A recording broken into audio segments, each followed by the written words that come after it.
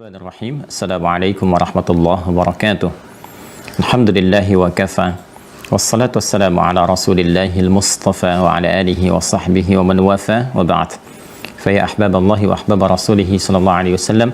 Usi nafsi wa iyyakum bitaqwallahi faqad fazal muttaqun.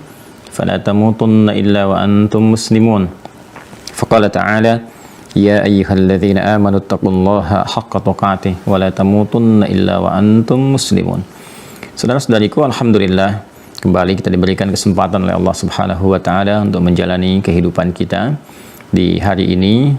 Alhamdulillah kita telah mengawali dengan menunaikan salat subuh berjamaah, bahkan ada di antara kita yang diberikan kelapangan oleh Allah untuk memulai dengan ibadah-ibadah sunnah menjelang subuhnya. Semoga diberikan konsistensi, istiqamah, dan dibimbing oleh Allah Subhanahu wa taala kita semua untuk menata jalan kehidupan yang lebih baik dan meniti ridha Allah Subhanahu wa taala yang dijanjikan. Pun demikian kita bermohon pada Allah semoga setiap hamba Allah yang berkehidupan sampai dengan detik ini dimanapun dia berada namun belum beriman, dikuatkan jiwanya, dimantapkan hatinya, dibimbing lisannya untuk bersyahadat sebelum wafat kembali pada Allah Subhanahu wa taala. Kita juga berdoa bermohon pada Allah Subhanahu wa taala semoga para pelaku maksiat dan dimungkinkan kita berada di antaranya diberikan kelembutan hati oleh Allah Subhanahu wa taala, disentuh jiwanya untuk bertobat dan diberikan bimbingan untuk mengisi sisa hidup yang lebih baik, hayatan thayyibah, dan kembali kepada Allah dalam keadaan yang lebih mulia, husnul khatimah. Kita akan mencoba meniti jalan demi mewujudkan apa yang kita harapkan dengan cara mendalami tuntunan ajaran dalam syariat Islam, dan alhamdulillah diberi kesempatan kita untuk mengaji kembali bab akidah. Telah kita tuntaskan di pertemuan yang lalu satu dari 6 simpul penguat akidah, 6 simpul yang menjadikan kita lebih meyakini, lebih kuat tanpa ragu terhadap segala yang disampaikan dalam risalah Islamiyah, risalah keislaman yang membimbing kita menjadi hamba Allah yang lebih baik. Di antara 6 simpul itu yaitu mengenal Allah Subhanahu wa taala, ini yang paling pokok dan menjadi wajib bagi setiap muslim untuk mengenal Rabbnya, mengetahui dengan baik sehingga dapat berinteraksi dalam rangka beribadah kepada Allah dengan interaksi yang sempurna, dan juga mengetahui dengan ilmu bagaimana cara memohon kepada Allah, mengatasi segala situasi, dan puncaknya adalah bagaimana menghadirkan sikap zikir, zikrullah, mengingat Allah dalam setiap interaksi kehidupan yang ia alami, baik dengan tatapannya, pendengarannya, tuturnya, langkahnya, dan lain sebagainya yang mencakup sifat dan sikapnya. Karena itu saya berharap teman-teman semuanya mengevaluasi kembali apa yang telah dipelajari, kemudian pelan-pelan ya mengkaji detailnya. Belajar itu butuh kesabaran ya, butuh kesabaran sampai kita betul-betul paham ya. Jangan kemudian kita terbawa oleh suasana pengen banyak, tapi justru memberikan beban pemahaman yang meningkat, yang dengan itu mohon maaf tidak konsisten kita untuk belajar sehingga pemahamannya sedikit. Nabi lebih menyukai proses belajar yang bertahap tapi matang gitu ya, sedikit-sedikit tapi paham, kita mengerti. Itu yang coba kita hadirkan manhajnya. Jadi kita mencoba menggali sampai ke pemahaman, pelan-pelan evaluasi, nanti baru berpindah kepada materi-materi berikutnya. Karena itu saya sarankan sebelum kita berpindah kepada simpul yang kedua, setiap kita ya tanpa kecuali mesti memaksa diri untuk mengevaluasi. Saya sudah berikan contoh di pertemuan yang lalu bagaimana kita bisa tampilkan istilah-istilah saja, kata-kata, tapi kita sambungkan satu-satu ya. Dari mulai materi awal, hadirkan apa nih, clue-nya apa gitu kan. Nah, supaya dengan mengklik gitu ya, dengan melihat itu kita bisa terbawa pada suasana pembelajaran, mengingat kembali ya tentang tentang kita manusia ya, bagaimana anatomi manusia itu seperti apa, kemudian esensi beragama, dari situ muncul din, dari din muncul Islam, dari Islam muncul kemudian 2 aspek utama, iman dengan amal. Lalu kita gali iman itu apa, amal itu apa, untuk menguatkan iman bagaimana, menguatkan amal seperti apa. Lantas ketemu simpul iman, simpulnya ada 6, dalilnya apa di Al-Quran, sampai kemudian pelajari satu persatu sampai dengan tuntas ya. Nah sekarang kita akan masuki teman-teman sekalian pada simpul yang kedua ya. Masih ingat waktu saya pernah tampilkan di awal-awal jumpa halaman ke-8 tentang definisi iman ya atau akidah ya, mafhumul iman awil akidah. Kalau saya tunjukkan pada teman-teman yang telah mendownload di web ya, ini ada di halaman 8 nih. Nah di sini ya. Ya, halaman 8 di paling kanan ya kalau di kitab. Saya tunjukkan dulu, kita Bismillah. Tampilkan angka Hindi sebetulnya ya. Ini ya halaman 8 tulisnya begini. Sebetulnya ini bukan angka Arab ya, ini angka Hindi ya. Yang seperti ini nih. Ya, tuh 2, 3 ya, 4 dan seterusnya. Nah, ini angka Hindi. Angka Arab tuh yang begini. 1, 2, 3, 4. Ini angka Arab. Ya, jangan salah, ini angka Arab yang ini. Ya, nanti termasuk nanti penemu angka 0 siapa dan sebagainya. Cari ya, coba cari supaya dapat belajar lebih dalam. Tidak harus saya kemudian berikan informasi secara menyeluruh, tapi saya ingin Anda coba mencari sampai menemukan, oh, Masya Allah, ternyata ini kembalinya ke orang Islam.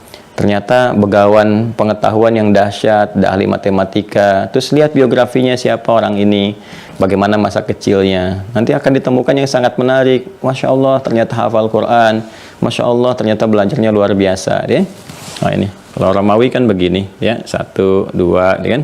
Nah 2 begini, 3, gitu kan? 4 dan seterusnya. Nah ini halaman 8 ya, teman-teman sekalian.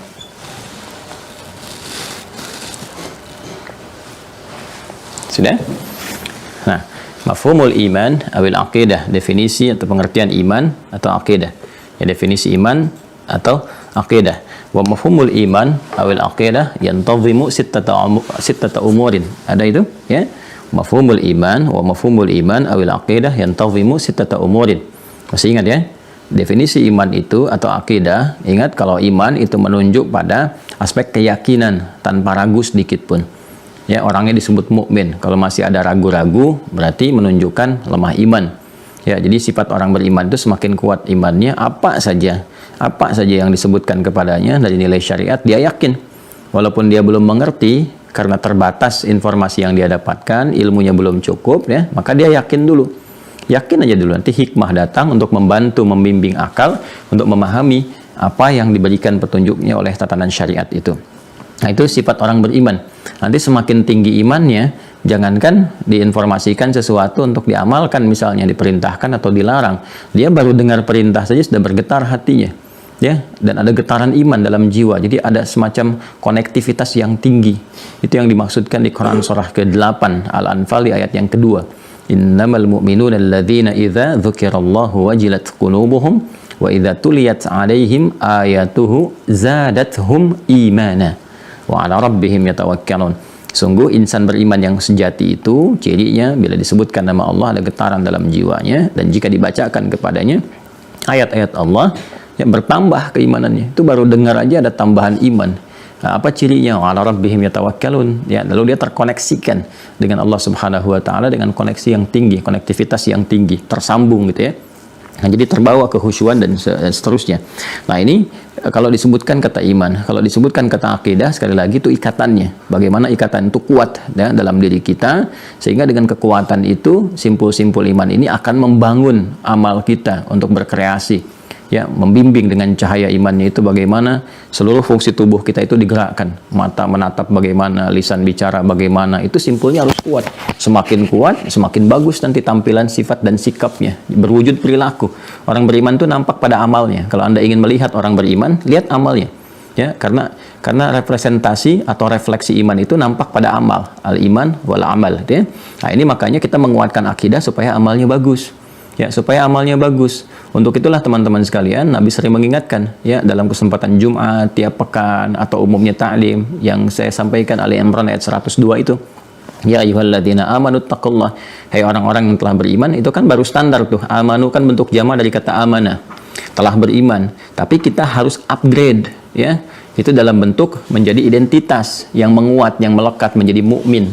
Jadi di Al-Qur'an itu nanti ada redaksi begini. Ya, ini untuk pengayaan sedikit ya. Amanah ya, begini teman-teman sekalian. Nah, bentuk jamaknya amanu ini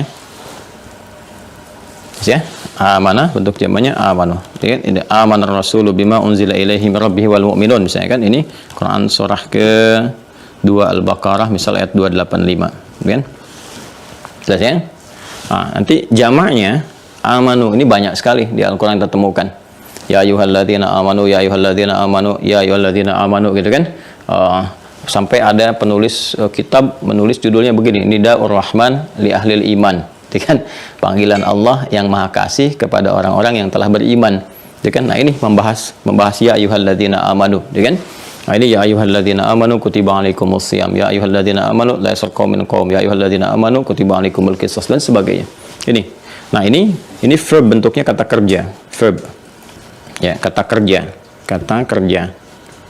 Ya. Fi'il. Kalau kata kerja artinya apa? Menunjuk pada pekerjaan, gitu kan? Ya, namanya kata kerja. Menunjuk pada perbuatan, pada amal. Tuh. Amal itu kan bahasa Arab, ya kan? Ya, terjemahannya kan perbuatan. Makna dari amal itu perbuatan, pekerjaan. Dari kata sendiri, dari diksinya saja, Allah sudah memberikan kesan kepada kita bahwa ketika Anda sudah mengatakan beriman, amalnya apa untuk membuktikan keimanan itu?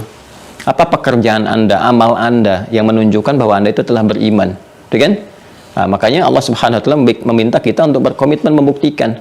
Ya, ketika dipanggil, "Hei orang-orang yang telah beriman, hei orang-orang yang telah menyatakan beriman, ayo buktikan imanmu." Ya, melalui apa? Melalui amal. Ini makanya bentuknya kata kerja ini. Nah, karena itu kita bertanya kan kepada Allah, bagaimana cara kami membuktikannya ya Allah? Kami khawatir salah, itu kan, bimbing kami ya Allah, supaya kami beramal sebagai pembuktian iman.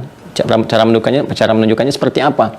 Ya, karena itulah kemudian kalimat-kalimat penyerta setelah kata iman itu menunjuk pada perbuatan yang langsung Allah tunjukkan, yang Allah ridai. Segala perbuatan yang Allah tunjukkan, Allah ridai, gitu kan? Perbuatan yang baik disebut dengan saleh. Secara singkatnya demikian. Karena itu disifati dengan amal saleh. Ya, amal saleh. Ya, kalau banyak tinggal jamakan saja solihat, ininya jadi amilu, kan? Karena itu kita temukan kalimat amanu dengan amilus solihat. Misalnya di Quran surah ke 103 Al-Asr, ya, wal 'asr innal insana lafi khusr illa alladziina amanu wa amilus solihat. Paham ya? Nah, jadi kalau masih bentuknya verb begini, itu masih berbentuk latihan kita untuk pembuktian. Nah, makanya seringkali disebut kalimat-kalimat ini kalimat standar. Jadi standar tuh. Ya, standar sekali. Karena itu seringkali ini beriringan dengan yang pokok, baik terkait dengan pokok ibadah, ya, yang sifatnya ritual, atau nanti yang terkait dengan muamalah misalnya. Muamalah dengan aspek sosial. Nah, ini sebagai pembuktian iman. Jadi ada yang sifatnya ritual. Nah, seperti misalnya apa? Kalimat puasa kan dibuka, perintah puasa dibuka dengan kata amanu. Ya ayyuhalladzina amanu kutiba alaikumusiyam. Kan? Demikian juga nanti ada yang sifatnya sosial, perilaku kita. Seperti di Quran surah ke-49 Al-Hujurat ayat 11 sampai dengan ayat 12. Ya ayyuhalladzina amanu, misalnya la yaskhar qaumin qaum. Hei orang-orang yang telah beriman, buktikan komitmen imanmu dengan perbuatan apa? Lisan kamu itu loh, gitu kan? Kalau orang beriman pasti baik, jauhi hal-hal yang kotor, jangan mencela, jangan bikin hoax, jangan gibah. Ya, Al-Maidah ayat 1 itu kan ini, ya ayyuhalladzina amanu aufu bil uqud. Hei orang-orang beriman, insan beriman itu menepati janji loh, gitu kan? Ya, tepati janji, ya tepati komitmen dan sebagainya. Nah, ini teman-teman sekalian. Nah, nanti kalau kita kemudian terbiasa mengerjakan ini semua konsisten, sehingga nah ini iman ini menjadi identitas yang melekat kuat dalam diri kita. Sudah berbentuk simpul ikatan yang kuat tuh. Jadi kalau kita mau ngikat ini, ngikat iman ini, ya, ingin diikat dengan kuat, maka diikatnya lewat amal ini, lewat ini. Ya, ini sudah kita tuntas, kita hatamkan ini ya, untuk menguatkan ini. Ini saling sinergi kan satu dengan yang lainnya, sekaligus menjadi parameter tingkat kekuatannya. Jadi kalau semakin diikat, semakin kuat, ya apalagi ditopang dengan pengetahuan yang kuat, jadi ikatan yang kokoh, ya, mencengkram di dalam jiwa kita itu. Kalau sudah melekat kuat, nanti ini berubah jadi bentuk identitas. Kalau sudah identitas kan ke kata benda. Ya, identitas kan ke kata benda, tidak menunjukkan kata kerja. Karena kata kerja itu lebih menunjuk kepada sifat, lebih kepada perbuatan yang menyifati akan seseorang, gitu kan. Bisa dilihat karakternya, cirinya dari perbuatannya salah satunya, dinilai dari situ. Tapi kalau sudah kemudian jadi kebiasaan, maka itu melekat jadi satu identitas. Ya, gampang kok kalau kita lihat, misalnya ini ada orang rajin baca terus. Saat baca itu kan masih perbuatan, ya kan? Tapi kalau dia setiap hari baca ke perpustakaan, ke ini, nemu bacaan di jalan, diambil, dibaca, nah orang akan merubah dia dalam bentuk identitas. Dia kutu buku tuh, gitu kan? Ya, melekat kuat dengan itu. Nah, ini sama ya, itu sudah hukum umum. Ya, hukum umum. Maka ini akan berubah jadi bentuk identitas. Kalau sudah ke identitas, maka menjadi kata benda. Ya. Naon gitu kan. Dibacanya pakai bahasa Inggris ya, naon, bukan bahasa Sunda, naon gitu ya. Jadi ini kesini sudah jadi isim, ya kan? Nah, karena dia pelaku, memiliki sesuatu pelaku, maka ya jadi subjek, isim fa'il, ya. Amana yu'minu, isim fa'ilnya ya mukmin. Amana yu'minu imanan fahuwa mu'min, ya kan? Mukmin. Nah, begini. Ya, untuk membedakan dengan yang lainnya pakai alif lam. Al-mu'min ini yang dimaksudkan, bukan yang lain. Al ini yang melekatkan perbuatan ini, menunjuk pada perbuatan ini. Tuh, ya. Ada alnya. Makanya surah 40 surah Al-Mu'min, bukan surah Mu'min. Al-Mu'min gitu kan. Ghafir atau Al-Mu'min, gitu kan. Surah ke-23 kan jamaknya Al-Mu'minun, bukan surah Mu'minun. Kenapa? Al ini menunjukkan hasil yang diperoleh dari sini, dari perbuatan.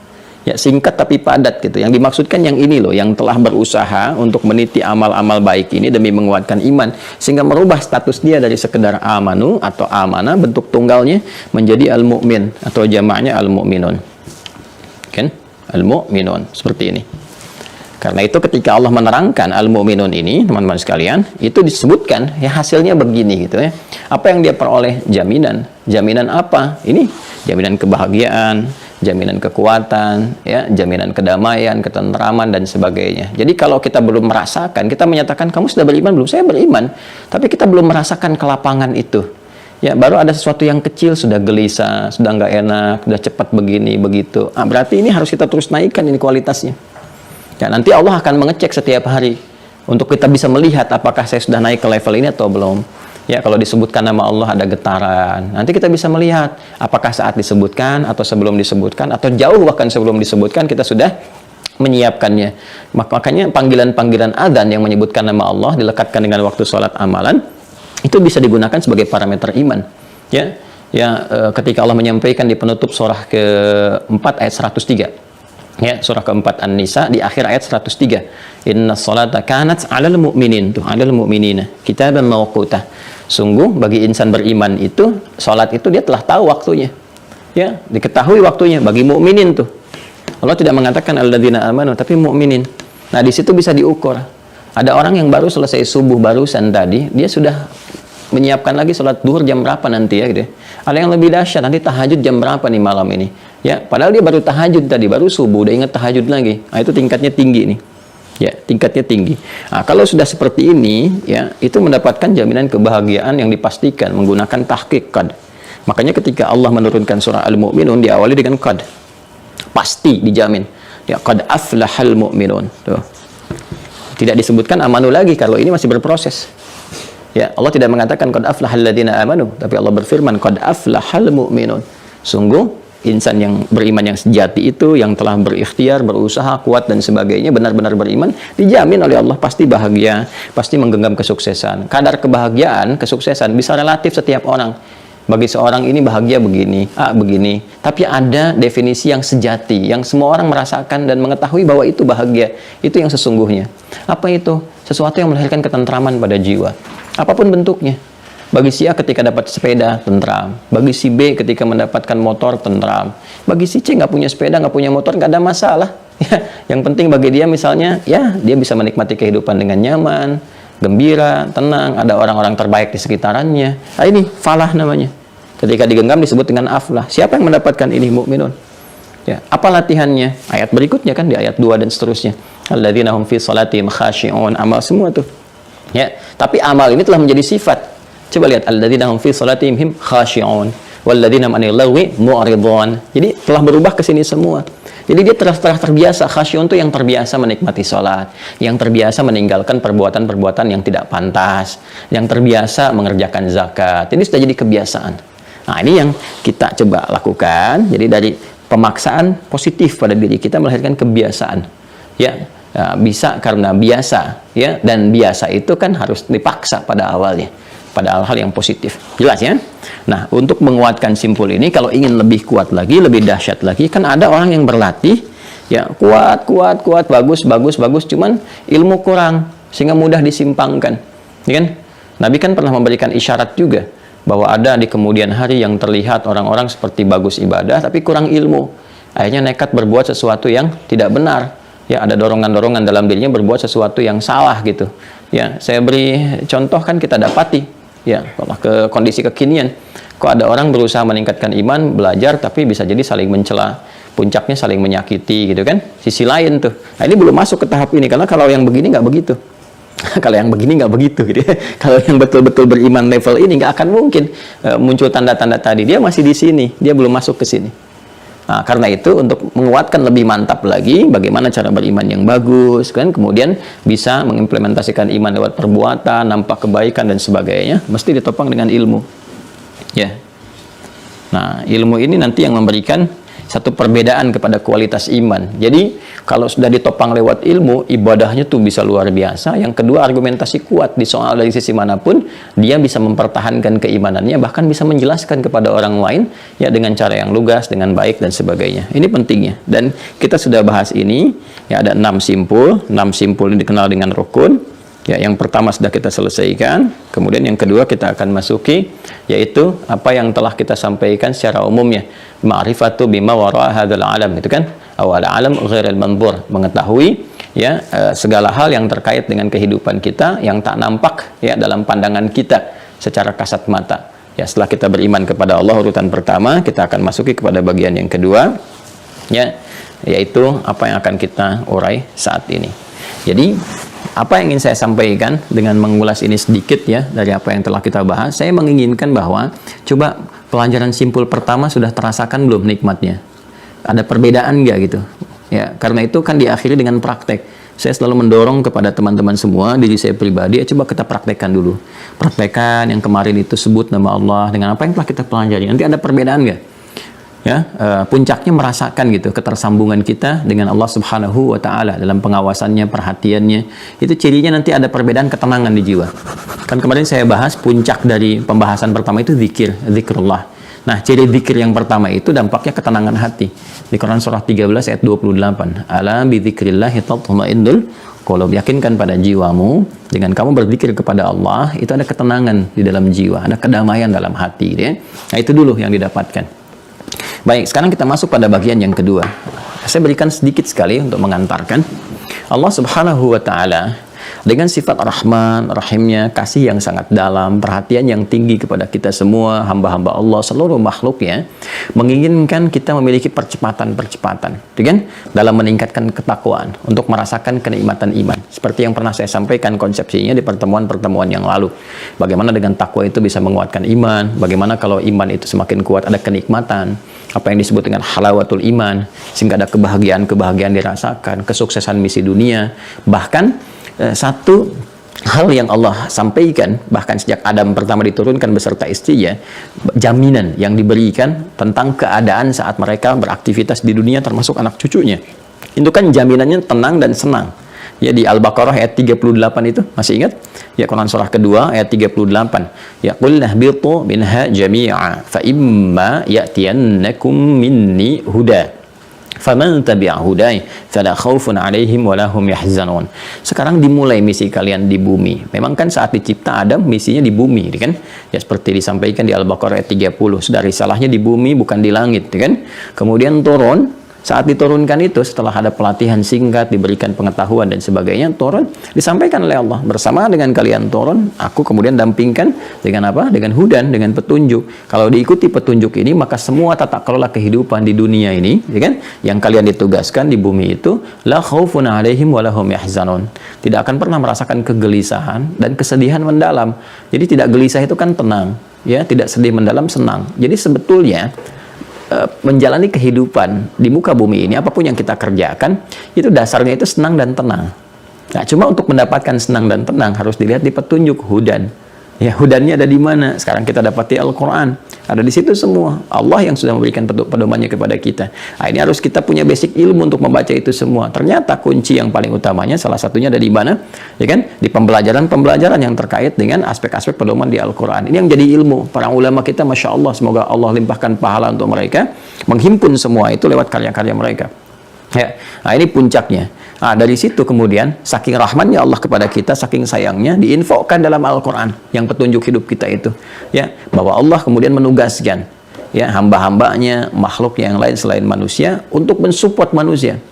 Ya, mensupport, mendorong manusia, membantu manusia meningkatkan takwa itu. Kemudian juga membantu mencatat amal-amal mereka, gitu kan? Mudah bagi Allah untuk menyampaikan. Allah sangat maha mengetahui, sangat maha mengetahui. Kan? Ya, sebetulnya kalau sudah pakai maha nggak usah pakai sangat lagi. Tapi kadang-kadang harus ditekankan sesuatu yang mendalam di rumus bahasa kekinian, ya, untuk bisa memberikan satu penguat yang tinggi.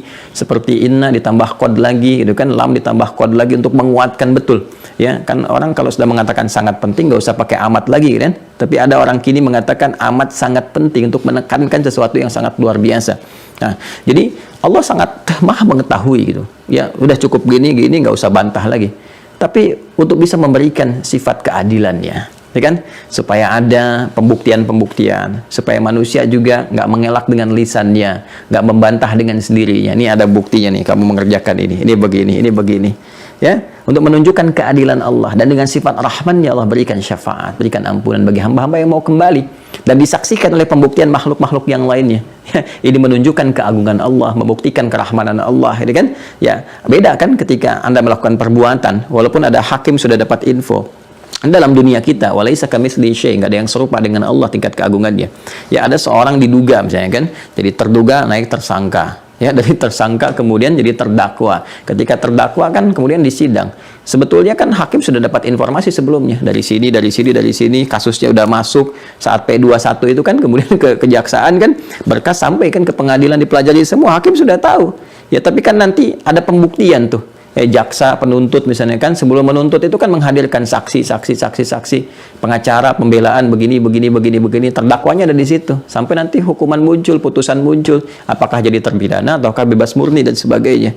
Dengan hakimnya tahu, tapi untuk menunjukkan keadilan yang objektif, ada pembelaan bisa membela, saksi yang lain ada, sehingga nanti terdakwa nggak mengatakan, hakim kok mutusin sendiri, buktinya apa? Saksinya siapa? Anda dapat info dari mana, gitu kan? Nah, itu sifat manusia begitu karakteristiknya. Karena itulah dengan keadilan Allah Subhanahu wa taala mudah bagi Allah memutuskan. Nah, cuma manusia kemudian diberikan satu sifat oleh Allah Subhanahu wa taala yang dengan itu bisa menatap keadilan Allah. Dihadirkan nih. Ya, diciptakan nih catatan kamu dulu begini. Ini tayangkan tuh videonya. Ini kamu begini gitu, ditampilkan oleh Allah. Nah, disaksikan, ada penguatnya dan sebagainya. Ini provokatornya yang begini. Kenapa kamu ikuti? Padahal aku turunkan ini. Ada yang menyaksikan sehingga dia nggak bisa mengelak, gitu kan? Malu sama Allah, gitu kan? Saat malu dan putus harapan itu tiba-tiba Allah mengatakan, aku ampuni dosamu. Ya, karena engkau ada iman dalam jiwamu, ternyata engkau punya sahabat yang suka mendoakan, ternyata engkau punya amalan begini, ternyata engkau ketika ditimbang begini, bisa terjadi demikian. Dan rahmat Allah terasakan dengan kuat. Nah, di antara makhluk yang Allah ciptakan dengan yang punya tugas-tugas tertentu, yang sebelumnya mereka juga diciptakan sebelum kita, ada yang macam-macam ya, tupoksinya ya, tugas pokok aksinya itu beda-beda gitu ya. Ada yang tugasnya bertahmid saja, kemudian mensucikan Allah saja, ada yang di arasy, ada yang macam-macam. Ya, makhluk itulah yang dikenal dengan malaikat namanya. Dikenal malaikat. Materi penciptaannya dari nur, cahaya, dari keterangan hadis Nabi Sallallahu Alaihi Wasallam, dan sifat bawaannya adalah sifat takwa saja. Ya, jadi ini supporter kita yang paling tinggi ya, dengan berbagai klasifikasinya. Jadi yang kedua yang kita pelajari, kita akan belajar tentang malaikat. Nah, ya. Nah, jadi saya ingin satu-satu dulu untuk menerangkannya. Nah, ya kan? Materi penciptaan manusia, malaikat ya, berbeda tentunya dengan manusia, juga dengan jin, ya kan? Jadi malaikat lebih awal. Nabi menyampaikan diciptakan dari nur, ya, nur, cahaya. Berbeda dengan jin.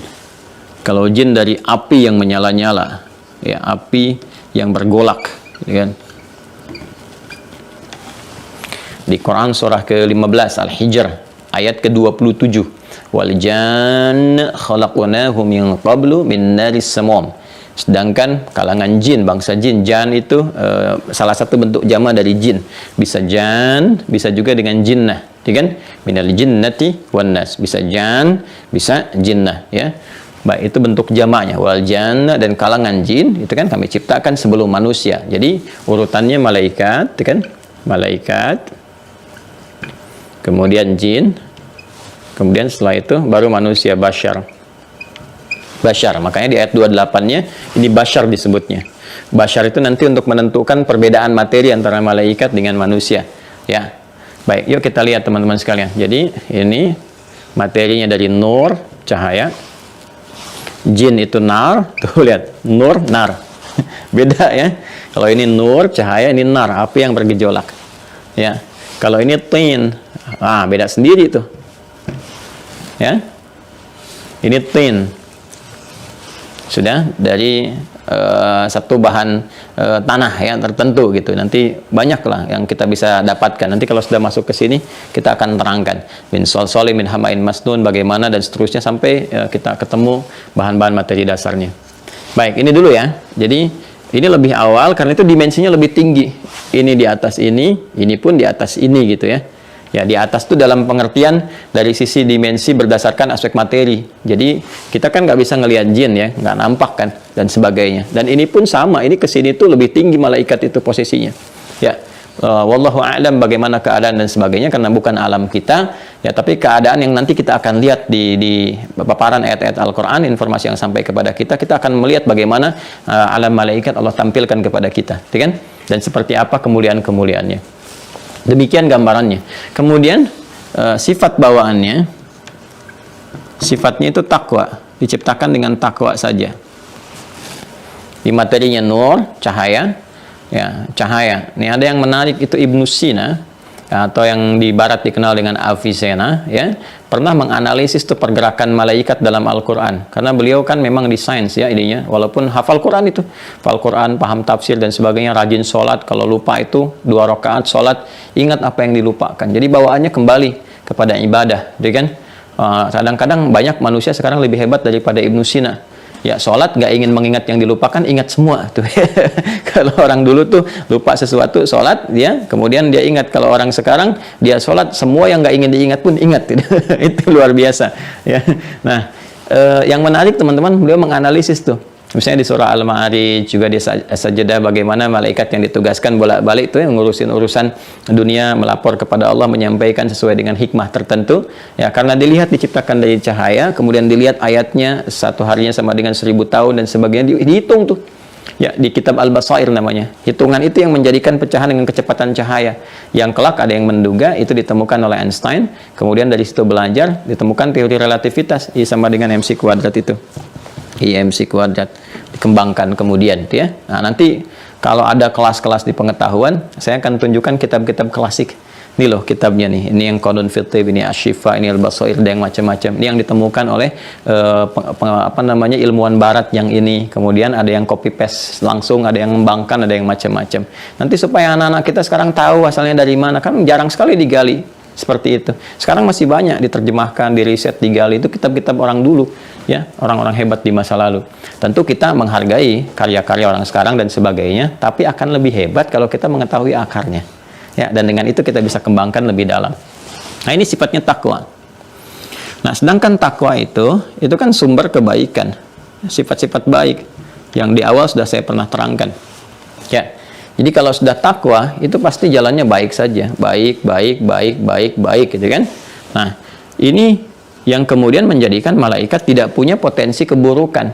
Ya, di Quran surah ke-66 At-Tahrim ya, di ayat yang ke-6. Kalau Anda baca pertengahan sampai akhir ayatnya, Anda akan temukan, perhatikan kalimatnya, perhatikan ayatnya, la ya'sunallaha ma amarahum wa yaf'aluna ma yu'marun. Ya. La ya'sunallaha ma amarahum wa yaf'aluna ma yu'marun. Malaikat itu tidak punya potensi maksiat terhadap segala yang Allah perintahkan kepada mereka. Ya, kemudian mengerjakan tugas sesuai tupoksinya saja. La ya'sunallah. Jadi nggak punya bakat salah. Ya, malaikat nggak kenal salah. Lawannya setan, nggak kenal benar. Nanti kita bahas setan dengan tersendiri. Jadi malaikat nggak kenal salah. Jadi di konsepsi Islam, ya kan, baik di dalam Al-Quran disampaikan ya dengan tegas ataupun dalam hadis-hadis Nabi SAW. Jadi malaikat itu nggak punya potensi untuk berbuat salah. Ya, jadi kita nggak mengenal istilah malaikat gagal gitu kan. Malaikat gagal, false angel gitu sifatnya. Jadi nggak kita ketahui konsepsi malaikat yang berbuat salah atau sengaja melanggar ketentuan Allah dan sebagainya. Apalagi kalau kita lihat kan kadang-kadang Hollywood itu suka mencitrakan sesuatu dalam bentuk kemudian ya taruhlah cerita film atau apa. Dulu saya pernah lihat tuh ada namanya film Konstantin itu. Ya, Konstantin kan Jibril ya, di situ digambarkan malaikat Jibril kerjasama gitu kan dengan anaknya iblis Lucifer untuk melawan ketentuan Tuhan. Jadi aneh juga gitu kan. Nah, kita berbeda, dalam Islam tidak demikian. Ya, yang Keanu Reeves itu ya saya sih nggak hobi nonton begitu, cuma begitu saya pernah lihat sekilas itu ada, oh ini menarik juga nih konsepsi di keyakinan mana nih, ada malaikat bisa salah gitu kan, bisa kerjasama dengan setan, kemudian dikutuk turun ke bumi, sayapnya patah satu dan sebagainya gitu. Nah ini hal-hal yang menarik, yang sebetulnya secara logika pun kita bisa bertanya dan menyoal itu semua, ya kan? Nanti di lain waktu kita akan perbandingkan. Nah, saya mau kembali ke sini karena malaikat itu jiwanya takwa, ini sifat bawaan dasarnya itu takwa, maka nggak ada potensi maksiat. Makanya kita nggak pernah mengenal di dalam Al-Quran, dalam hadis, narasi-narasi malaikat berbuat salah. Ya, kan saya sering kali mengatakan, bertanya, apakah Anda pernah mendengar malaikat Jibril korupsi ayat misalnya? Ya, salah menurunkan wahyu. Ya, makanya kita menolak klaim yang mengatakan bahwa ada satu sekte ekstrim sekali mengatakan malaikat Jibril itu salah nurunin wahyu, harusnya bukan ke Nabi Muhammad, harusnya ke Ali bin Abi Thalib. Ada yang begitu tuh, sekte-sekte yang menyimpang, yang penyimpangannya sangat tinggi gitu kan. Hati-hati ya kalau ada yang begitu tuh, ya, yang menempatkan seseorang figur di luar batas kemuliaannya, dia mengangkat malah mengeluarkan dari kemuliaan kepada yang lebih buruk daripada itu ya. Nah, saya ingin ingatkan itu semua teman-teman sekalian. Jadi nggak ada malaikat menurunkan tertukar wahyu, nggak ada malaikat salah cabut nyawa atau telat menunaikan sesuatu. Itu nggak mungkin. Ya, karena ada sifat ya la ya'sunallaha ma amarahum wa yaf'aluna ma yu'marun. Nah, dia mengerjakan segala apa yang diperintahkan. Apa yang diperintahkan Allah kepada mereka, tugasnya macam-macam. Ya. Nah, cuma bawaan dasarnya ini takwa. Ya, lawan dari takwa kan nafsu, fujur. Fa'alhamaha fujuraha wa taqwaha. Ini fujur ini kan nama lainnya nafsu, sering kita kenal dengan nafsu. Makanya malaikat itu tidak ada nafsu. Ya, tugasnya begitu saja, nggak ada dorongan nafsunya. Ya, jadi malaikat nggak makan, nggak menikah, ya. Ya, apalagi kalau yang netral saja nggak dilakukan karena dorongan nafsu kan, nggak ada malaikat berpasangan. Ya, Jibril istrinya siapa? Nggak ada kita dengar begitu. Ya, malaikat maut misalnya kan pernah menikah, tidak juga. Jadi nggak ada bawaan nafsu. Kemudian juga tidak makan, tidak macam-macam dan sebagainya. Makanya ketika Nabi Ibrahim alaihissalam kedatangan tamu malaikat yang sebetulnya akan datang ke tempat Nabi Lot, keponakannya, mampir ke tempatnya Nabi Ibrahim untuk memberikan satu hikmah, pelajaran kepada kita. Di surah Adz-Dzariyat itu kan, dari ayat 24 sampai dengan 30. Kan kisahnya dihidangkan makanan, cuma nggak makan kan. Karena memang nggak ada sifat nafsu di dalamnya. Ya, nggak ada sifat nafsu. Nah, karena itu untuk yang netral saja tidak mengerjakan. Netral itu dalam arti makan, menikah, minum dan sebagainya, apalagi berbuat maksiat. Ya, berdusta, menyalahi ini, menyalahi itu mustahil dilakukan. Ya, karena itu tupoksinya aja. Tupoksi, kerjakan apa yang diperintahkan, itu yang dilakukan. Nah, nanti kenapa saya bahas ini di awal? Nanti ketika masuk kepada pembahasan Rasul, simpul yang keempat, kita akan paham, oh ternyata ini kenapa Nabi yang diutus kalangan manusia, bukan malaikat. Karena memang malaikat nggak bisa ditiru. Ya, sekarang kita mau menikah, mau nyontoh malaikat, gimana malaikatnya aja nggak nikah? Ta'aruf juga nggak. Apa Anda pernah dengar malaikat Israel ta'aruf misalnya? Kan tidak. Jadi kita nggak bisa nyontoh, mau cari makanan nggak bisa, membangun sesuatu nggak bisa. Ya, makanya malaikat nggak ditugaskan sebagai khalifah di bumi, karena untuk menjadi khalifah itu butuh sesuatu dorongan untuk memakmurkan, kan? Dorongan untuk berkreasi. Makanya kita lihat bentuk masjid begini, ada yang begini, kan? Sajadah begini, kreativitas. Baju yang kita kenakan begini, prinsipnya menutup aurat, cuman coraknya banyak. Itu malaikat gak bisa begitu.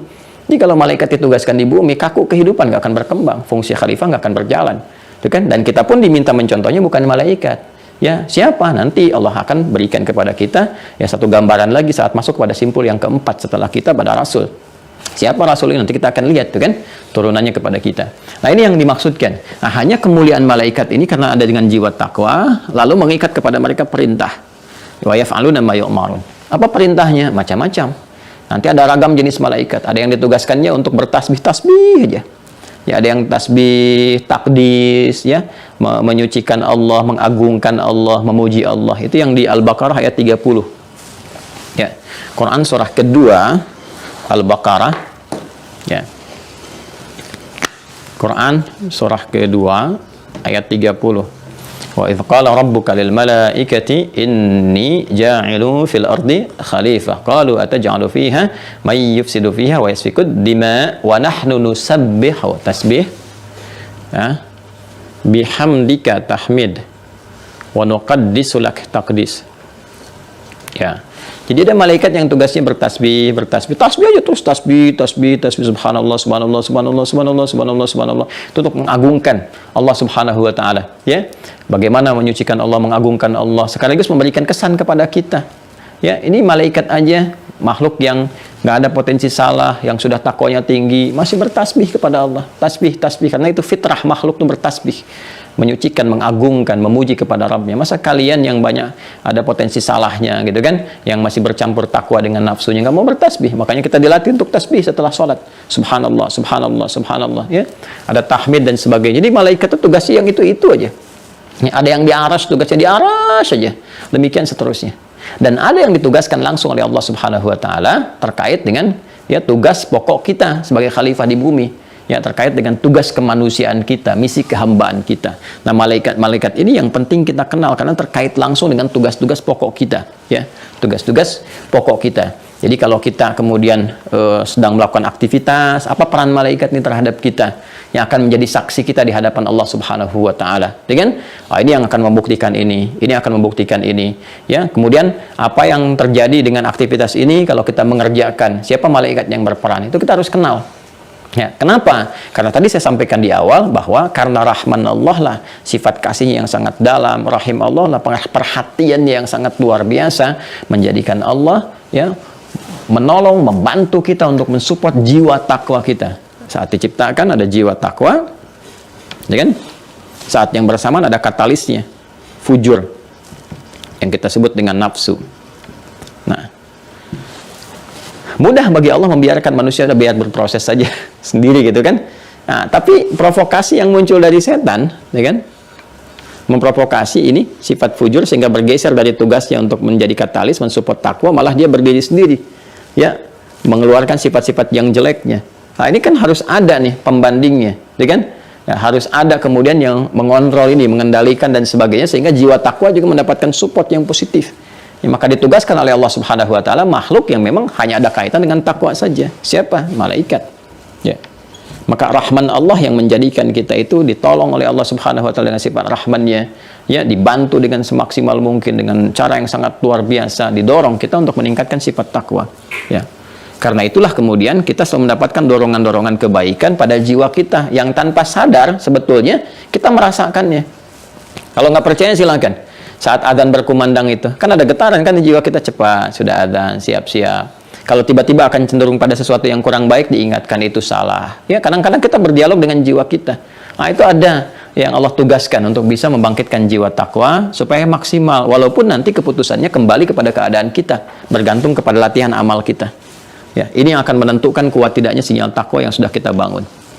Nah, sekarang kita akan mengenali teman-teman sekalian, ya, di antara malaikat itu yang diciptakan oleh Allah Subhanahu wa taala yang bertugas yang mensupport takwa kita, sekaligus juga memberikan satu gambaran aktivitas kepada kita dengan tugas-tugas tertentu yang ada yang menjadikan pembuktian kesaksian kita dalam beramal, ya kan? Ada yang ditugaskan nanti saat kita berpindah ke alam kubur, ya, ada yang bertugaskan nanti terkait dengan kehidupan kematian kita diperintahkan oleh Allah, ya, dan sebagainya. Ini akan coba kita turunkan dan bagaimana cara mengenali itu serta lawannya. Ya, paham ya apa yang saya uraikan sampai dengan saat ini? Jadi kesimpulan cepatnya adalah dalam rangka kita bisa menguatkan keimanan kita kepada Allah setelah kita mengenal Allah Subhanahu wa taala, maka Allah menugaskan makhluknya tertentu yaitu berwujud malaikat untuk bisa mensupport semua kegiatan kita yang mampu mendekatkan diri kita kepada Allah Subhanahu wa taala dengan percepatan-percepatan. Nah, yuk kita coba bahas apa itu malaikat. Dasarnya bagaimana, ada berapa yang perlu kita ketahui dan seperti apa Al-Quran menggambarkan kepada kita. Bismillahirrahmanirrahim. Baik, malaika jama' dari kata malak namanya. Malakun. Ya. Masya Allah. Nah, ini materinya penting nih. Saking pentingnya dihapusnya susah nih, ya. Makanya kalau sudah belajar Ya, dihapus saja susah. Makanya teman-teman harus serius ya, catatannya itu di review lagi. Ya, malaika tulisannya begini. Malaika. Ya. Kan? Ini bentuk jamak dari kata malakun. Malakun. Sudah? Malak. Jadi ada malik yang memiliki, ada malak, itu beda. Malakun yang diberikan satu kewenangan tertentu, ya, diberikan satu kewenangan, bentuknya satu, ini tunggal, singular, mufradnya, ya. Ini kalau kita ngaji bahasa Arab ya, dengan kita dalami fikih lughahnya, itu masya Allah teman-teman, kita akan luar biasa menemukan satu kedahsyatan, keistimewaan dalam Al-Quran itu yang nggak kita temukan dimanapun, yang memang sangat membuktikan bahwa itu firman Allah. Gak ada makhluk yang bisa seperti itu membuat misalnya atau berkata yang senafas atau bahkan mirip atau mendekati Al-Quran. Enggak. Ya, jauh sekali. Ya, ini dari kata-kata aja kita temukan malik misalnya kan. Malik. Jadi ada malaka yamliku gitu kan. Ada malik. Ada malikun. Malikun gitu kan. Kemudian ada malakun, ada mulkun. Tuh, mulkun. Tuh. Ada milkun. Ya. Itu udah beda-beda artinya. Ya. Kalau sudah malikun yang memiliki segalanya, raja di raja. Malikun. Ya, mau pakai misalnya bacaannya panjang, kalau kita pakai hafaz dari Asim, Maliki Yaumiddin. Kalau pakai misalnya Qalun dari Nafi' atau Warsh dari Nafi', Maliki Yaumiddin, raja segalanya, memiliki segalanya. Kan malaka kata kerjanya, punya, menggenggam, memiliki gitu kan, kewenangan dan sebagainya. Pemilik segalanya malikun. Ya, malikin nas, yang menggenggam segala yang terkait dengan manusia, pemilik segalanya. Kekuasaannya disebut mulkun. Makanya ada surah Al-Mulk. Ya. Kekuasaan disebut apa? Mulkun. Tuh, Al-Mulk. Ya. Qulillahumma malikal mulki tu'til mulka man tasha. Itu kan kalaupun kita diberi sedikit aja gitu. Ya, itu pakai dhammah tuh. Dhammah itu yang menghimpun, menggenggam segalanya, dan dhammah menunjukkan makna banyak. Makanya kalau sudah mengatakan dhammah gitu kan, menunjuk pada makna banyak. Gitu ya. Beda dengan kalau kita katakan ini kan rafa juga tinggi. Jadi kekuasaan Allah itu tinggi, banyak, menggenggam segalanya, itu dalam fikih bahasa. Kalau dia menjadi kecil jadi kasrah. Makanya kasora itu pecah, sesuatu yang kecil. Ya, kesuara pun jadi kecil gitu. Jadi A terbuka, U banyak, I kecil. Pecah, kecil suaranya gitu kan. Nah, kenapa perempuan selalu menggunakan harokat kasrah? Karena perempuan cenderung lebih lembut, lebih kecil. Jarang kan ada perempuan ditanya, ibu namanya siapa? Saya Nia, gitu kan? Tidak, Nia, gitu kan? Jadi kita pun agak susah menirunya karena memang seperti itu fitrah karakternya, bawaannya berbeda, gitu kan? Nah, itu kasrah, kecil, gitu kan? Nah, itu dalam kehidupan pun kita bawa begini. Apa yang dimiliki manusia, dipunyai pun itu kecil, makanya harokatnya pakai kasrah. Untuk makhluk milkun, untuk Allah mulkun. Dan itu sudah diserap ke dalam bahasa Indonesia menjadi milik. Milik itu dari bahasa Arab asalnya milkun. Ya. Ya, tapi ingat, ada pesan di dalamnya, harokatnya kasrah. Hei, apapun yang kamu rasa kamu miliki, sebanyak apapun, setinggi apapun kalau jabatan kedudukan, tetap kecil nilainya. Saking kecilnya apa yang kamu miliki itu hancur, kamu butuh perawatan lagi. Yang besar jadi mengecil, kedudukan jadi selesai, pensiun, purna. Nggak ada apa-apa lagi yang dipegang karena kecil. Allah yang sempurna tuh, dhammah, mulkun. Ya kan? Jelas ya? Jadi ini sebetulnya pesan ya. Apa yang kamu miliki? Oh, saya memiliki ini, memiliki itu. Sepanjang Anda mengatakan milik, bukan muluk. Ya kan? Makanya ketika ini dibawa ke dalam kata-kata makhluk, ya kata-kata kita kemanusiaan, ini nggak bisa dibawa karena fitrah yang melekat kepada ketuhanan. Ya, coba deh kalau Anda turunkan muluk. Enggak kok, saya nggak muluk-muluk. Ini milik saya, bukan muluk saya. Tuh, itu sudah fitrah manusia. Ketika Anda mengatakan milkun, artinya apa yang Anda miliki, Anda rasa miliki, kecil sebetulnya. Nilainya kecil. Kalau dia tidak rusak, dia tidak mengecil, atau hilang, atau habis sama sekali, atau nggak dapatkan lagi, karena memang kecil, pada akhirnya hancur. Kalau bukan benda itu meninggalkan Anda duluan, Anda yang tinggalkan benda-benda itu. Dan saking kecilnya, Anda nggak bawa ke tempat Anda berpulang. Jadi sekaya apapun manusia sekarang, kalau meninggal, yang nggak akan bawa apapun ke alam kuburnya, kecuali yang melekat pada dirinya saja. Dia sekarang mau punya private jet, apakah kalau meninggal private jet dan dikuburkan sama dia? Kan tidak. Artinya milkun. Makanya di dalam ilmu nahwu disebut khafad, sesuatu yang rendah, kecil, yang pecah, yang pada akhirnya hancur lebur juga gitu. Termasuk ya yang melekat pada diri kita. Pada akhirnya akan sirna gitu kan. Tapi bagi Allah mulkun. Ketika Allah memberikan satu kewenangan tertentu, ya, satu kewenangan dari apa yang telah Allah kuasai, segalanya dari mulkunnya ditetapkan pada sesuatu, ya, ditugaskan, diberikan satu kewenangan untuk mengerjakan sesuatu, maka yang mendapat kewenangan itu disebut dengan malak namanya. Jelas? Ya, kalau banyak jamaah dijamakkan, nih kewenangannya ini, kewenangannya ini, kewenangannya ini, kewenangannya ini, ya kan? Maka disebut malaikat jamaahnya. Jelas? Nah, maka kalau kita bawa ke dalam definisi ini baru secara bahasa ya kita gali. Nanti kita akan tunjukkan dari Al-Quran, dalilnya apa, dari hadis apa. Maka kalau kita kemudian bahas dari sini, dari pengertian ini dasar yang paling pokoknya. Malaikat adalah makhluk-makhluk Allah, bentuknya jamak, yang diberikan kewenangan tertentu atas kuasa Allah Subhanahu wa Ta'ala. Jelas? Makhluk-makhluk Allah yang diberikan kewenangan-kewenangan tertentu atas kuasa Allah Subhanahu wa Ta'ala. Dengan mulkunnya Allah memberikan kewenangan kepada malak, ya, untuk mengerjakan satu hal atas perintah Malik, ya, yang menguasai segala hal. Malik Yaumiddin, Malikin Nas dan sebagainya. Memberikan kewenangan. Yang mendapati kewenangannya disebut dengan malak, diciptakan langsung dari tingkat tertinggi untuk makhluk, yaitu nur, dengan sifat bawaan takwa yang cenderung pada kebaikan saja. Jelas? Paham ya? Nah, ini. Jadi kalau disebutkan malaikat itu bentuknya jamak. Dia seorang malaikat, salah. Kalau malaikat bukan seorang.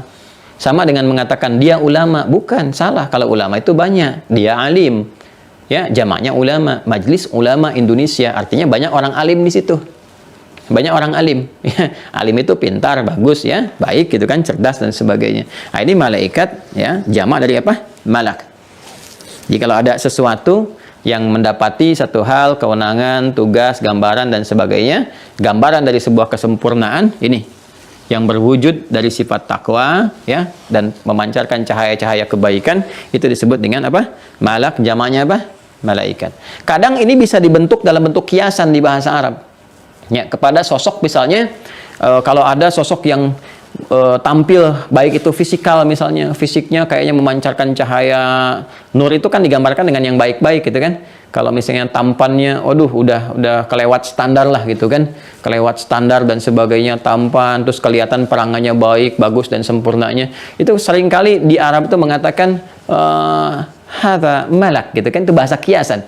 Ini kayaknya lebih mendekati malaikat gitu, itu bahasa kiasan. Ya, karena itu di surat Yusuf ayat 31.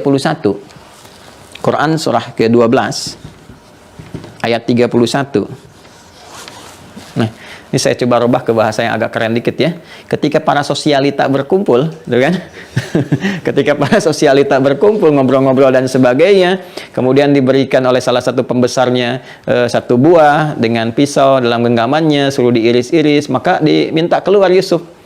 Yusuf keluar gitu kan, begitu keluar mereka melihat, wah ini sih nggak normal, dalam tanda petik ya, tampannya udah di atas rata-rata, di atas banget gitu kan, pancarannya, sikapnya, tuturnya, kebaikannya dan sebagainya. Wa qulna hasya lillahi ma hadza basyara in hadza illa malakun karim. Malak bentuknya tunggal. Yang mereka berkata gitu kan, para sosialita itu kemudian langsung komen, oh ini sih Masya Allah gitu kan, maha sempurna Allah. Ini sih bukan manusia, ini kayaknya malaikat yang sempurna, yang baik, ya, yaitu malaikat yang menyamar dalam raga manusia dan sebagainya. Itulah udah bahasa-bahasa itu udah kiasan-kiasan melukiskan bagaimana kebaikan, pancaran-pancaran kemuliaan dan sebagainya. Itu Nabi Yusuf dilihatnya seperti itu, ya. Dan jangan salah, Nabi Muhammad itu berkali-kali lipat dari Nabi Yusuf alaihissalam. Jangan salah, Nabi Muhammad berkali-kali lipat. Kalau kita ngaji hadis, itu kan kita lihat itu berkali-kali lipat. Akhlaknya berkali-kali lipat. Makanya dipuji oleh Allah, wa innaka la'ala khuluqin 'azim. Fisiknya berkali-kali lipat. Itu gagah luar biasa, itu kan. Fisiknya kuat, kan kekuatannya juga berkali-kali lipat dari nabi-nabi yang lainnya. Dari kesabarannya, sempurna lah. Ya, sempurna gitu kan, semua yang Allah berikan untuk menjadikan perangkat kekuatan sebagai rasul yang terakhir. Karena kan untuk semua umat. Ya, Nabi untuk satu kelompok aja tertentu, komunitas tertentu, ya punya kekuatan, apalagi untuk semua umat tanpa batas. Ya, nanti kalau sudah masuk Nabi Muhammad SAW, oh kita akan belajar dengan lebih dalam lagi. Ya. Nah ini gambarannya teman-teman. Ya, in hadza illa wa qulna hasya lillahi ma hadza basyara in hadza illa malakun karim. Satu. Nah, jelas ya? Nah, ini gambaran. Jadi seringkali di Arab juga ada dibentukan kiasan, kan? Ya, dibentukan kiasan gambarannya seperti ini. Nah, ini kalau sudah ada kata-kata kiasan, berarti itu majas, ya, bukan nyata. Hanya diberikan satu gambaran untuk menunjukkan satu keistimewaan tertentu. Ya, itu nanti di ilmu balaghah, di ilmu badi' namanya. Jadi ada ma'ani, bayan, badi'. Kalau Anda mengatakan kepada pasangan, misalnya suami ke istri, "Mamah cantik deh." Nah, itu biasa. Ya, "Mamah cantik seperti rembulan," itu biasa. Tapi kalau Anda katakan, "Mah, rembulan aja kalah sinarnya mamah malam hari ini," misalnya kan, atau pagi hari ini, itu udah luar biasa. Ya, itu namanya badi'. Ya, di ilmu badi' nanti ada majas-majas tertentu. Ya, ada yang menunjukkan keberanian. Wah, anda tuh lebih Anda tuh berani seperti singa, gitu kan? Tapi ada lagi untuk menunjukkan mubalaghah, lebih superlatif. Singa aja kalah sama Anda beraninya, gitu ya. Nah, itu ada di ilmu balaghah, nanti masuknya ke situ. Nah, ini malak. Nah, kalau kita sudah paham malaikat seperti ini, dan kita temukan banyak redaksi dalam Al-Quran menunjuk pada malaikat. Seperti di malam Al-Qadar, "Inna anzalnahu fi lailatul qadar wa ma adraka ma lailatul qadar lailatul qadri khairum min alfi syahr tanazzalul malaikah." Bentuknya malaikah, berarti malaikat yang turun banyak, ya kan? Bukan satu dua, berarti beragam kan? Karena ini bentuk tunggalnya malak dan dia diberi kewenangan oleh Allah ya pada satu tugas-tugas tertentu. Ini yang kita kenali. Karena bentuknya jamak, malaikat apa saja? Tugasnya apa? Khususnya tugas-tugas yang terkait dengan misi kehidupan kita di bumi ya pada saat ini. Ya, kalau tugas-tugas yang di langit ya itu hanya untuk sekedar kita mengetahui, jadi motivasi kita. Yang di langit aja ibadah, masa kita enggak, gitu kan? Tapi ada yang langsung terkait dengan aspek kehidupan kita. Ya, yang kalau kita berjalan ada enggak yang mengiringi, gitu kan? Kalau kita misalnya beraktivitas, ada enggak yang bertugas langsung kaitan dengan kita sampai dengan akhir kematian. Ya, nah ini yang coba kita keluarkan, kita kenali. Sehingga dengan kenal itu kita memahami, oh begini, oh begitu, ini yang harus aku siapkan, ini yang harus aku kemudian jauhi dan sebagainya. Paham ya? Nah, kalau sudah paham, yuk kita keluarkan satu-satu. Masya Allah. Nah, kita coba hapus dulu ya. Satu, teman-teman sekalian. Yuk kita mulai. Kita keluarkan ayatnya ya. Satu, Quran surah kedua Al-Baqarah. Kita mulai dari bertahap dulu, berurut ya. Quran surah kedua ayat 98.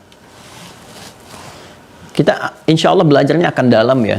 Akan dalam, karena dalam harus agak bersabar, karena mungkin saya akan membahas beberapa hal yang kita belum dapati sebelumnya gitu ya. Nah, kita coba padukan dari sini keterangannya ulama ini dan sebagainya ya.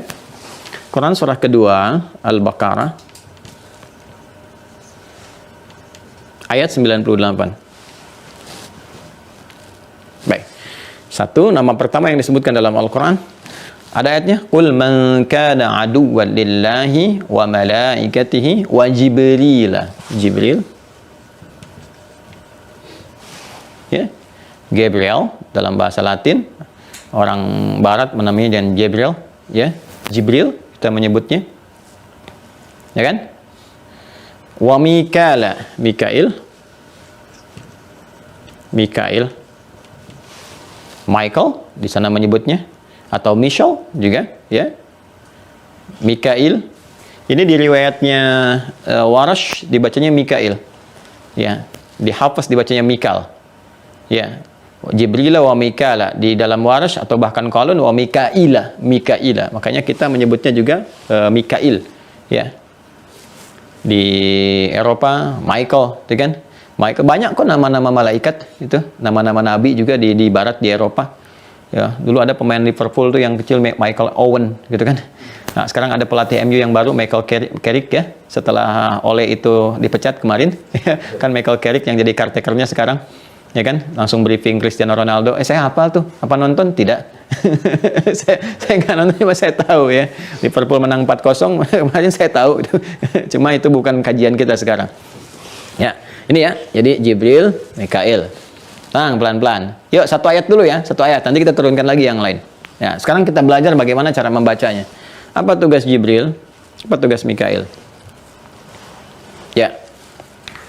tugas malaikat Jibril yang paling pokok, ya kan? Pertama adalah menurunkan wahyu. Menurunkan wahyu.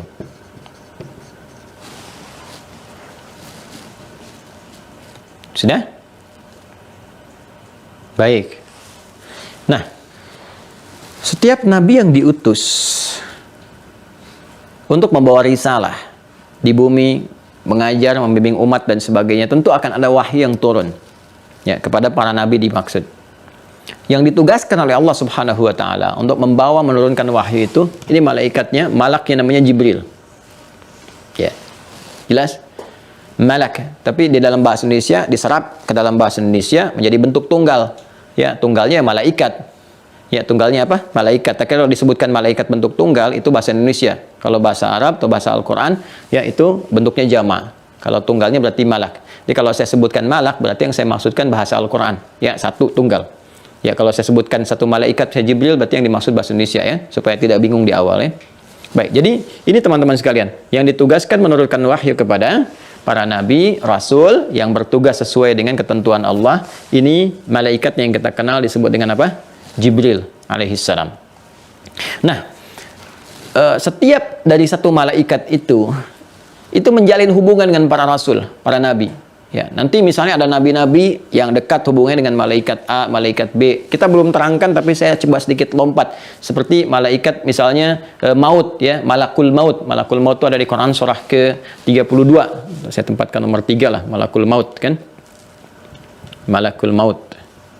Di Quran surah 32 ayat 11. As-Sajdah ayat 11, paling kanan sebelah bawah. Ya, qul yatawaffakum malakul mautil ladzi wukkila bikum. Jadi nanti ada yang sahabatnya dekat dengan malakul maut, ya. Seperti siapa misalnya? Nabi Musa dekat dengan malakul maut. Nabi Daud dekat dengan malakul maut. Jadi rasul di langit ya punya sahabat atau kedekatan dengan rasul di bumi, yaitu sudah biasa. Biasa kalau kita ngaji di kitab-kitab pun kita akan temukan, ya kan? Nah, tapi yang paling menarik, keistimewaan Nabi Muhammad SAW sebagai Rasul terakhir, termulia, yang paling lengkap, paling sempurna misi risalah dan keadaan dirinya sebagai manusia, juga sebagai Rasul, Nabi Rasul, menjadikan semua yang terkait dengan beliau. Ini dasarnya Nabi Muhammad. Menjadikan semua yang terkait dengan misi risalah beliau jadi mulia semua. Turun wahyu di satu malam, malamnya jadi malam Al-Qadar. Pahala jadi lebih daripada 1000 bulan.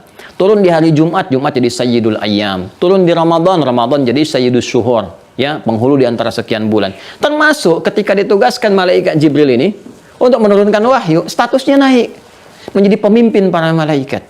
Ruhul Amin. Ya, Ruhul Amin. Di antara sekian banyak yang terpercaya malaikat itu, ya, yang paling luar biasanya menjadi pemimpin itu jadi malaikat Jibril. Jadi ketika malaikat Jibril ini ditugaskan oleh Allah menurunkan wahyu ke Nabi Muhammad seperti nabi-nabi lain menerima wahyu, pada saat yang bersamaan ini ya kedekatannya ini menjadi lebih lekat dengan Nabi Muhammad. Dekat, Nabi talaqi Quran, diajarkan, pernah dipeluk di awal wahyu dan sebagainya dan seterusnya gitu kan.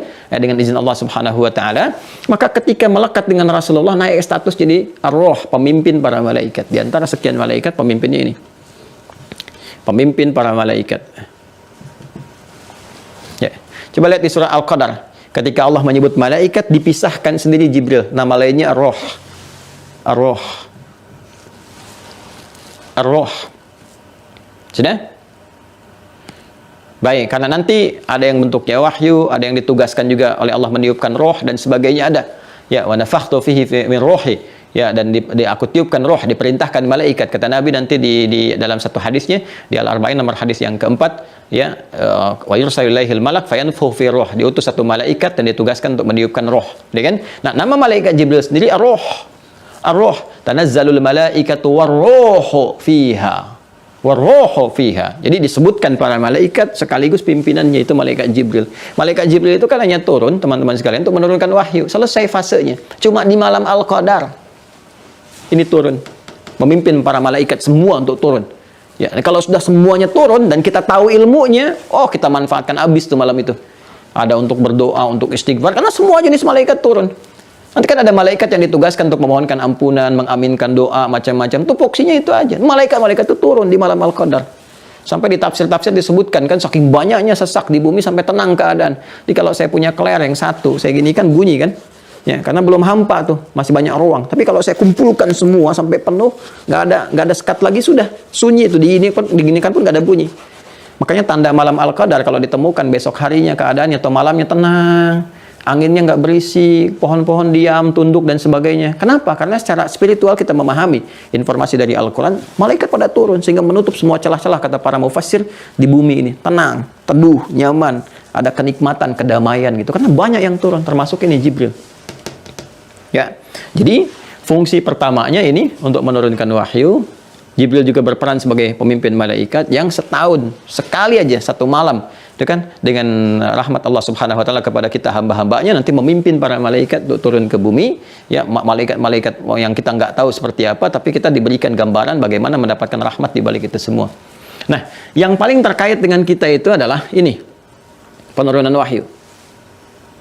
Ya, dengan malam Al-Qadar. Ya. Karena Jibril yang pernah turunkan, setahun sekali dikuatkan, digambarkan kepada kita, memberikan kesan mendalam dan sebagainya. Nanti kita akan bahas. Menurunkan wahyu ini begitu penting, karena ini nanti akan menjadi penguat pembuktian risalah kenabian Nabi Muhammad SAW. Ya, dan Al-Imam Al-Bukhari membuat pasal tersendiri, bab tersendiri dari 97 pembahasan. Itu pembahasan pertamanya dibuka dengan kitab Bad'ul Wahyi. Saya ulang ya. Dibuka dengan kitab Bad'ul Wahyi, permulaan wahyu. Baik. Permulaan wahyu. Saya tunjukkan kepada Anda kitab Sahih Al-Bukhari. Bismillah. Saya coba bawakan dulu ya, sebentar ya. Sahih Al-Bukhari. Ini dan ini yang ada syarahnya. Kita bawakan. Bismillah. Ayo teman-teman ya. Nah, mungkin yang di kita banyak yang punya beragam. Ini tanpa syarah. Artinya semua isi hadis Al-Bukhari ada di sini semua, ya kan? Nah, ini ya. Ini yang ada syarah. Ini syarahnya nggak terlampau banyak ya, yang sedang gitu. Kalau kita syarah itu penjelas. Maksudnya ini, maksudnya ini. Ini nggak terlalu banyak, sedang. Makanya ini ada 4 jilid ya. 3 sampai 4 jilid. Ada lagi nanti yang paling fenomenal, Fathul Bari fi Syarah Sahih Al-Bukhari. Ya, itu 18 jilid sendiri. 18 jilid sendiri karya Ibnu Hajar Al-Asqalani. Nah, ini saya ingin gambarkan, ini ada 97 topik di sini. 97 topik. Dan ini yang paling valid, validitasnya paling dikuatkan oleh para ulama, ini paling ketat sekali ya dalam penelusuran informasi yang tersambung kepada Rasulullah SAW. Nah, cuma cara kita mempelajarinya itu harus paham. Jadi kitab hadis ini bukan sekedar ini dari Nabi, informasi begini, tidak. Ini disusun oleh ulama, ya para ulama kita. Al-Imam Al-Bukhari saja menyusun ini berdasarkan topik-topik kebutuhan kita. Jadi beliau ini Masya Allah cerdasnya luar biasa. Jadi mudah bagi beliau hanya menyebutkan hadisnya 1, 2, 3 sampai 7.000 sekian misalnya. Tapi yang dilakukan apa? Yang dilakukan topiknya dibagi ke 97 topik yang terkait dengan kebutuhan kita. Jadi kalau Anda misal nih, saya lagi pengen penguatan iman, tinggal dibuka topik iman, 57 hadis. Anda pelajari isinya. Jadi kalau Anda mengatakan iman saya kok naik turun ya, kalau naik semangat, kalau sedang turun tuh lemah gitu kan, itu sudah ada. Buka Kitabul Iman ada. Anda ingin belajar, ada mahasiswa pembelajar, buka Kitabul Ilmi. Ada sekian hadis membimbing kita. Begini cara belajar yang benar, mengatur waktu yang benar, cara menghafal yang benar, cara mengulang yang tepat. Ada contoh pengajian ibu-ibu. Nabi punya pengajian ummahat setiap hari Kamis. Ada.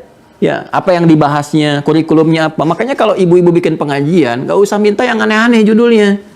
Yang ibu butuhkan aja apa. Nanti akhwat butuhkan apa, susun. Ini ada petunjuk-petunjuknya. Ya. Yang profesi sebagai perawat, medis ada, profesi di militer ada di sini, tinggal dikeluarkan. Yang paling menarik teman-teman sekalian, sebelum memulai 96 topik, maka topik yang pertamanya itu adalah menetapkan ya risalah Rasulullah SAW tentang wahyunya, kebenaran kenabiannya, kitab Bad'ul Wahyi. Ini yang menunjukkan kejeniusan Al-Imam Al-Bukhari. Jadi kalau ditampilkan yang lainnya dulu, sementara kenabiannya itu masih lemah, gitu kan? Ya, belum kuat, dalilnya belum ada, orang bisa menyoal nanti. Ya, apa buktinya Rasulullah itu Nabi? Apa buktinya Muhammad SAW seorang Rasul dan sebagainya? Karena itu yang pertama kali ditampilkan oleh beliau, teman-teman sekalian, adalah kitab Bad'ul Wahyi. Ya, kitab Bad'ul Wahyi. Topik pembahasan tentang awal dimulainya wahyu. Disitulah diterangkan Malaikat yang hadirnya siapa, dari sejak fase mimpi yang benarnya bagaimana. Kan bermimpi loh Rasulullah SAW itu ya. Mimpi dulu, mimpi selama sekian waktu, dari sekian masa itu, setelah itu baru bertahannuts, keluar Hira, baru turun malaikat dan sebagainya, apa yang disebut dengan namus, gitu kan. Ya, kata Waraqah bin Naufal, Waraqah itu siapa? Nanti kita lihat. Ya, nanti ada tayangan terbaru yang saya siapkan. Ya, jadi jangan salah paham nanti ya. Ada Waraqah bin Naufal, ada pendeta Bukhaira. Bukhaira nama latinnya George. Ya, atau Georges ya, itu nanti kita akan lihat siapa sebetulnya mereka semua itu ya, sampai kemudian beriman dan sebagainya. Nah, ini ada yang sangat menarik teman-teman sekalian. Jadi jelaskan nama malaikatnya, malaikat Jibril, ya, nama-nama lainnya apa gitu. Kemudian karakter wahyu bagaimana, sifat menerima wahyu bagaimana, seperti apa malaikat membawa wahyu itu. Jadi disebutkan ciri-cirinya. Apa pentingnya pembahasan ini? Pentingnya adalah pada kalimat Nabi. Perhatikan kata Nabi, la nabiyya ba'di. Gak akan ada nabi setelah saya. Ya, dalam bahasa Arab, kalimat ini standar. Nafi, bentuk nafi, tapi memberikan kesan bahwa peristiwa ini kemungkinan akan terjadi. Begitu Anda mendapatinya, tinggal munculkan kata la-nya, nafinya. Ya. Jadi kata Nabi kan begini, la nabiyya ba'di. La, gini. Nabiyya ba'di. Ba'di. Ini ada la-nya. La-nya nafi nih, menolak. Ya, tidak ada nabi setelah saya. Baik sekarang saat nabinya hidup, ataupun yang akan datang. Kalau untuk yang akan datang saja pakai lan. Kalau untuk yang dulu pakai lam. Ya, lam. Sudah, itu untuk yang dulu. Kalau menafikan yang akan datang pakai lan. Tuh. Kalau menafikan yang sekarang dan menutup yang akan datang itu pakai la. La nabiyya ba'di. Gak ada nabi setelah saya. Baik itu sekarang saat saya masih hidup ataupun setelah saya wafat. Kalimat ini selain memberikan unsur nafi juga memberikan kesan. Awas, ini penting cara membacanya dengan ilmunya. Memberikan kesan bahwa kemungkinan ke depan, kata Nabi, akan ada yang ngaku-ngaku nabi setelah saya wafat. Kalau engkau temukan yang seperti itu, maka cukup Anda katakan la. Ini aja satu. La. Nafi. Nehi. Cukup ini aja satu. La. Udah. Jadi nggak usah sibuk. Gak usah pakai dalil, gak usah pakai macam-macam. Tinggal pakai la, selesai. Dan terbukti apa yang Nabi sampaikan benar. Karena beliau dibimbing oleh wahyu. Apa yang disampaikan pasti benar. Makanya sejak Nabi wafat, begitu selesai Nabi SAW risalahnya meninggal dunia, muncul tuh Musailamah ngaku, kan, saya Nabi. Ya, Muhammad SAW punya surat Al-Fil, saya pun punya Al-Fil, khurtumhu tawil, fil gajah, belalainya panjang dan sebagainya. Ini muncul nih pengakuan-pengakuan ini. Ya. Maka kalau ada orang-orang yang mengklaim seperti itu, tolak, la, selesai. Ini kalau iman kita kuat. Kan? Iman kita kuat. Kadang saya suka bingung juga ya. Ya, ini kalimat Nabi kan nyata, dari dulu juga sudah ada yang ngaku. Kalau ada yang ngaku itu nggak aneh, karena Nabi pun pernah sampaikan. Ada kemungkinan orang akan begitu. Yang aneh itu setiap ada yang ngaku, pengikutnya ada aja. Ada aja pengikutnya. Setiap ada yang ngaku Nabi, ada aja. Jadi kalau sekarang ada yang ngaku, oh saya Nabi ke-26 misalnya kan, ya, dan sebagainya. Ada yang ke-27, ada yang sebelumnya ngaku. Itu katakan Anda telat 15 abad yang lalu pun setelah Nabi wafat, ada yang ngaku. Ya, cuman ya itu, mohon maaf, meninggal dalam keadaan nista juga, selesai juga gitu. Ya, nah nanti kalau masih ngeyel-ngeyel, nunjukkan ini, nunjukkan itu. Ini saya buktinya Nabi, saya punya kuasa ini, kuasa itu. Pembuktiannya apa? Maka Al-Imam Al-Bukhari memberikan sebuah bab tersendiri. Kita bad'ul wahyi. Ini kalau kamu Nabi ngaku, berarti kamu punya wahyu. Untuk dapat wahyu itu, berarti nggak ada malaikat lain kecuali Jibril. Karakter Jibril itu begini kalau menurunkan wahyu. Coba tunjukkan. Mana Jibrilnya? Kan dulu pernah ada yang ngaku Nabi kan? Ya. Setelah ngaku Nabi, berubah bahkan ngaku malaikat. Ya, dulu sebelum gubernur yang sekarang di Jakarta, ya sebelum yang sekarang itu bahkan mengajukan proposal ingin mendaratkan malaikat Jibril di Monas. Ya, tangkap juga tuh sama polisi tuh, ya. Tangkap 2 tahun, dihukum penjara tuh. Ya, luar biasa tuh polisi kita tuh. Jangankan teroris, malaikat ditangkap tuh. Ngaku malaikat. Dulu ada pelatih bulu tangkis. Ada juga tuh, ngaku Nabi tuh. Ya, tangkap juga sama polisi tuh. Ya, begitu ditangkap, diinterogasi. Kenapa Anda ngaku Nabi? Saya ke Bogor, Pak, dapat wahyu. Anda bayangkan tuh, di Bogor, orang ke Bogor dapat talas, dia dapat wahyu tuh. Itu yang macam-macam lah gitu, kayak gitu tuh. Nah, nanti kita diberi petunjuk oleh Allah. Seorang Nabi itu nggak mungkin menjadi Nabi kecuali muncul wahyu, kan? Nah, wahyu ini dibawa oleh malaikat. Karakteristik malaikat Jibrilnya begini, begini, begini. Terangkan oleh Allah. Ya, dari mulai ini Ada yang fasenya mendengar suara-suara, tanda-tandanya begini. Ada yang fasenya nanti pembuktian lewat wahyu, turun kalimat-kalimat. Dari kalimat ini bisa diuji apakah bahasa manusia atau bukan. Ya, nah secara singkat kita ingin sampaikan bahwa ya karena malaikat Jibril ini tugasnya menurunkan wahyu dan fase kenabian selesai, maka malaikat tidak akan turun lagi. Ya, apa kepentingannya bagi kita? Karena tidak akan turun lagi untuk menurunkan wahyu, tugas pokoknya menurunkan wahyu, maka nggak akan ada nabi lagi. Karena itu kalau ada yang ngaku-ngaku nabi, selesai aja, udah tolak lah. Nggak usah capek-capek. Ya, kalaupun ada yang sekarang bilang, saya nabi, gini, saya udah lah, selesai. Karena tugas malaikat, kalau kita kenal, kita ini beriman. Makanya simpul imannya penting dikuatkan pada jiwa kita. Kalau udah kuat imannya, paham ilmunya seperti ini, setiap ada yang ngaku nabi, kita langsung tolak aja. Ini yang lemah-lemah iman yang muncul. Saya nabinya nabi baru nih, Ahmad, lahirnya di India, itu kan, muncul golongan. Ini lampu muncul lagi nih, namanya aja unik nih, Zhang gitu kan. Nanti pengikutnya disebut Zhangiyah gitu. Ada ini muncul itu, muncul ini. Udah, bagi kita orang beriman selesai. Dari dulu 15 abad Nabi ngasih kita satu kata aja, lah, dah, cukup. Kalau mau didalami ya, tanya malaikatnya mana. Buktinya mana, mukjizatnya mana dan sebagainya. Ini pembukanya kitab Badul Wahyi. Setiap nabi punya mukjizat, setiap nabi ada malaikat, karakteristiknya begini begitu dan sebagainya. Itu yang bisa dihadirkan. Hanya penutupnya adalah malaikat Jibril tugasnya oleh Allah hanya diberikan untuk menurunkan wahyu. Setelah Rasulullah SAW selesai paripurna ya meninggal dengan kemanusiaannya, mewariskan risalahnya kepada kita sampai dengan kehidupan kita berakhir, maka malaikat Jibril pun tidak menurunkan wahyu lagi. Jadi nggak ada sekarang nabi-nabi. Penutupnya sudah Nabi Muhammad SAW. Selesai sampai sini. La. Lalu apakah kemudian masih turun? Masih malaikat Jibril cuma sekali saja. Untuk menegaskan risalah kenabian Rasulullah Muhammad SAW. Ya, setahun sekali. Kapan? Malam Al-Qadar. Di mana dalilnya? Quran surah 97. Ayat yang pertama. Dengan turunnya malaikat Jibril itu dan mengagungkan malam itu menjadi Al-Qadar, pahala makin banyak. Jadi malaikat Jibril ditugaskan oleh Allah sekali dalam setahun itu, malam Al-Qadar untuk turun. Malam Al-Qadar, mimpin para malaikat. Untuk apa? Menguatkan risalah kenabian Muhammad SAW. Ya, jadi bukan menurunkan wahyu lagi. Setahun sekali ini cari nabi baru. Tidak, nggak ada maksiat, takwa aja. Hanya menguatkan risalah Nabi Muhammad. Menguatkan risalah Quran, memberikan gambaran kepada kita bahwa bagaimana Rasulullah setiap Ramadan bertalaki kepada malaikat Jibril, ya mendapatkan kemudian bimbingan wahyu dan sebagainya dan seterusnya. Jelas ya? Nah, ini yang penting bagi kita. Jadi kalau kita sudah belajar tentang malaikat pertama, malaikat Jibril, tugasnya menurunkan wahyu, wahyu diturunkan kepada para nabi, nabi terakhir Nabi Muhammad, selesai. Jadi nggak ada lagi malaikat Jibril menurunkan wahyu lagi karena sudah selesai tugasnya. Jadi kalau ada yang mengaku nabi, kita langsung tolak. Yang kedua, malaikat Jibril ar-Ruh turun ya sekali aja dalam setahun, yaitu malam Al-Qadar, memimpin para malaikat untuk menguatkan risalah Nabi Muhammad SAW sekaligus membawa keberkahan di malam Al-Qadar itu yang melahirkan pahala lebih daripada 1000 bulan. Jelas ya? Baik. Kalau sudah jelas, teman-teman sekalian sudah dipahami, sekarang bagian ketiga yang terkait dengan malaikat Jibril.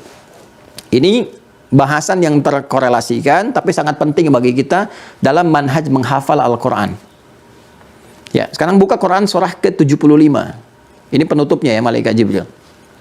Ke-75. Ayat 16 sampai 18. Ayat 16 sampai 18. Ini kisah tentang tugas malaikat Jibril yang menurunkan wahyu atas perintah Allah kepada Nabi Muhammad. Nah, saat proses penurunan ini ada pesan mendalam, pembelajaran untuk kita. Ini yang kita bahas. Sebetulnya babnya bukan akidah, tapi saya ambil karena terkait dengan malaikat Jibril, ya. Dan di sini kita akan lihat bagaimana penilaian dari malaikat kepada Rasulullah dan atas perintah Allah terjadi sesuatu. Ya, Quran surah 75 ada ayat 16 sampai 18. Bunyinya a'udzubillahi minasyaitonirrajim, la tuharrik bihi lisanaka lita'jala bih. Inna 'alaina jam'ahu wa qur'ana. Fa idza qara'nahu fattabi' qur'ana. Ada ayatnya? Oke, baik. La tuharrik bihi lisanaka lita'jala bih. Ini agak tinggi ya, saya coba sederhanakan mungkin. Jangan kamu cepat-cepat gerakan lisanmu ya untuk bisa menghafalkannya dengan ikhtiarmu. Jadi ini seperti saya pernah sampaikan, kebiasaan penghafal Quran fitrahnya ingin cepat hafal ya, gerakan. Cepat. Alif lam mim alif lam mim alif lam mim, cepat seperti itu ya. Apa yang terjadi? Ya, yang terjadi adalah la tuharrik bihi lisanaka lita'jala bih. Nah ini yang paling menarik nih. Inna alaina jam'ahu wa qur'ana. kami akan menghimpunnya dalam jiwamu, ya kan? Lalu membimbing engkau, ya, dengan bacaan. Ditugaskan malaikat untuk membacakan kepada Rasulullah. Begitu dibacakan sekali baca, Nabi mendengar, diikuti langsung tertanam di jiwanya. Ya, fa idza qara'nahu, dan apabila kami perintahkan nanti, ya Allah dengan keagungannya, nah di situ ta'zimun nafsi. Dengan keagunganku aku perintahkan kepada Jibril untuk dibacakan, ya. Itu yang turun langsung lewat malaikat, ya. Yang langsung lewat malaikat dari fase-fase wahyu. Jadi begitu diturunkan malaikat bacakan, diperintahkan oleh Allah Jibril bacakan, dibacakan oleh malaikat. Begitu dibacakan oleh malaikat, ya, fattabi' Qur'anah, ikuti aja bacaannya. Begitu diikuti tertanam dalam jiwa. Baik ya? Ya, ini sampai di sini. Ini baru terjemahan nih. Nah, ada sesuatu yang sangat menarik teman-teman sekalian. Nah, fase ini kan setelah turunnya surah Al-Alaq. Ya, Al-Alaq. Yang Quran surah 96 ayat 1 sampai 5 itu. Coba pindah dulu ke Quran surah 96 ayat 1 sampai dengan 5. Ini saya mau ajarkan satu rahasia dalam hafalan Quran yang terambil dari isyarat Quran sendiri terkait dengan tugasnya Jibril alaihissalam. Ada Quran surah ke-96 Al-Alaq ayat 1 sampai dengan 5. Kita hafal insyaallah. Iqra bismi rabbikal ladzi khalaq. Khalaqal insana min 'alaq. Iqra wa rabbukal akram. Alladzi 'allama bil qalam. 'Allamal insana ma lam ya'lam. Kalau kita buka dalam keterangan sejarah, bahkan di kitab-kitab hadis, saat wahyu pertama diturunkan Iqra, ya, malaikat diperintahkan oleh Allah, Iqra, kata Jibril. Apa jawab Nabi Muhammad SAW? Ma ana biqari. Diterjemahkan, saya nggak bisa baca. Ingat ya, kalimatnya ma ana biqari. Nabi tidak mengatakan ma qara'tu, saya nggak bisa baca. Tapi ma itu kemudian dikuatkan dengan ba. Kalau ma ketemu dengan ba, ya, ma itu teman-teman sekalian, itu kalau ketemu dengan ba, itu maknanya taukid, penguat. Sama seperti laisa ketemu dengan ba. Alaisallahu bi ahkamil hakimin. Ya, di surah At-Tin Allah bisa mengatakan alaisallahu ahkamal hakimin, tapi pakai ba. Alaisallahu bi ahkamil hakimin. Itu penguat taukid untuk menunjukkan kesungguhan benar-benar. Kata Nabi, saya benar-benar nggak bisa baca. Ma'ana biqari. Diulang 2 kali. Iqra ma'ana biqari. Yang ketiga dipelukan oleh malaikat, diberikan kekuatan, kan? Setelah itu turun wahyu. Iqra bismi rabbikal ladzi khalaq. Ini kan kalimatnya. Begitu lengkap kalimatnya. Iqra bismi rabbikal ladzi khalaq. Coba lihat mushafnya. Lihat mushafnya baik-baik. Perhatikan. Ba-nya itu ada alifnya. Ada alif ke atas. Setelah itu sin, mim. Bandingkan dengan bismillah. Alifnya nggak ada.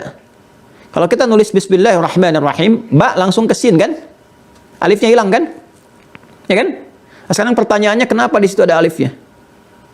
Ya, kalau kita belajar ilmu rasam Quran, ya, penulisan Al-Quran, nanti baik di masa sahabat Abu Bakar, diteruskan nanti dihimpun kembali di masa Utsman, yang terakhir itu kan saat dikumpulkan, dikopi ya semua, ya, dengan tulisan lagi, karena belum ada mesin fotokopi waktu itu, ya kan? Ditulis, disalin ulang, dibagikan ke 5 tempat yang utama. Itu Anda bisa perhatikan, kenapa yang di sini misalnya ada alifnya, di sini nggak ada. Kenapa tulisan Ibrahim di sini ada ya-nya, di sini pakai alif gitu kan, dan sebagainya. Itu ada hikmahnya.